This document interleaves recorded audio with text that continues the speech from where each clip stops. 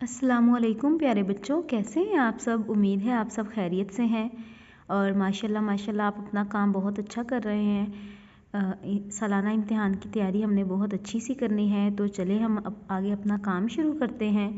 काम शुरू करने से पहले हम इल्म इजाफ़े की दुआ पढ़ेंगे। मेरे साथ मिलके पढ़ें। रब्बी ज़िदनी इल्मा, ए मेरे रब मेरे इल्म में इजाफ़ा फरमा। प्यारे बच्चों, कल हमने जज़म पढ़ा था, आज हम अगले सफ़े से शुरू करेंगे। अगले सफ़े पर है पढ़ने से पहले।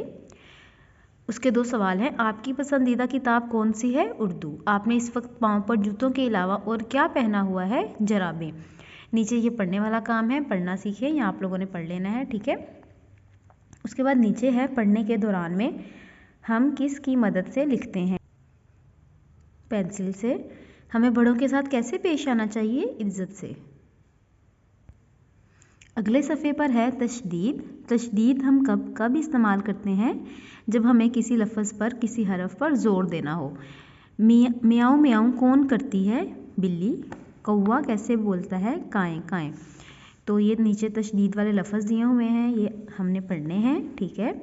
उसके बाद नीचे है पढ़ने के दौरान में हम सबको किसने पैदा किया? घर में हमारी देखभाल कौन करता है? इनके जवाब आपकी बुक्स के ऊपर लिखे होंगे।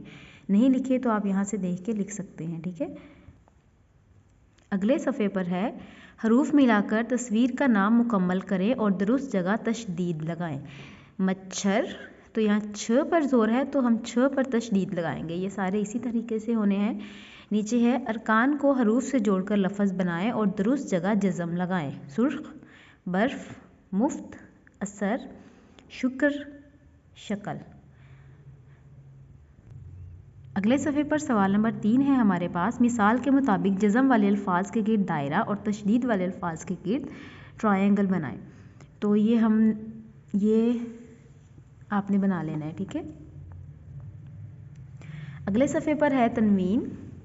पढ़ने से पहले है जब भी नबी करीम का नाम सुने, जब भी नबी करीम ख़ातमुन नबिय्यीन सल्लल्लाहु अलैहि वसहबी वसल्लम का नाम सुने या बोलें या पढ़ें तो फ़ौरन क्या पढ़ना चाहिए? दरूद पाक।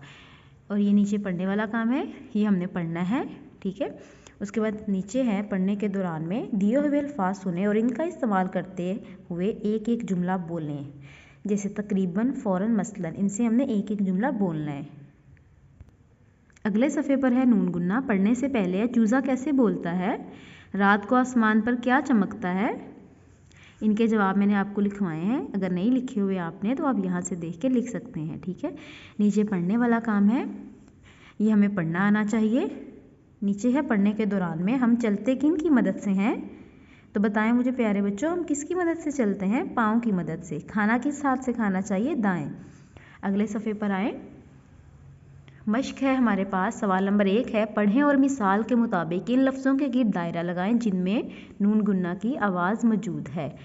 जिनमें नून गुन्ना की आवाज़ मौजूद है उसके गिर्द हमने दायरा लगाना है।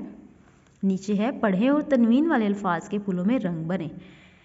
ये हमारा करने का काम है, ठीक है। सबक नंबर 6 है हमारे पास। पढ़ने से पहले है क्या आप खरबूजा शौक से खाते हैं? जी हाँ। दिन के वक्त आसमान पर क्या चमकता है? सूरज। ये सारा पढ़ने का काम है। नीचे पढ़ने के दौरान में है हमें सच बोलना चाहिए या झूठ बोलना चाहिए? ज़ाहिर सी बात है प्यारे बच्चों, हमें हमेशा सच बोलना चाहिए, चाहे हमें उससे सज़ा मिले या हमें इनाम मिले, लेकिन हमें हमेशा सच बोलना चाहिए। क्या आपके घर में पौधे हैं? जी हाँ। अगले सफ़े पर आएँ। अगले सफ़े पर पढ़ने से पहले है क्या आपने कभी मोर देखा है?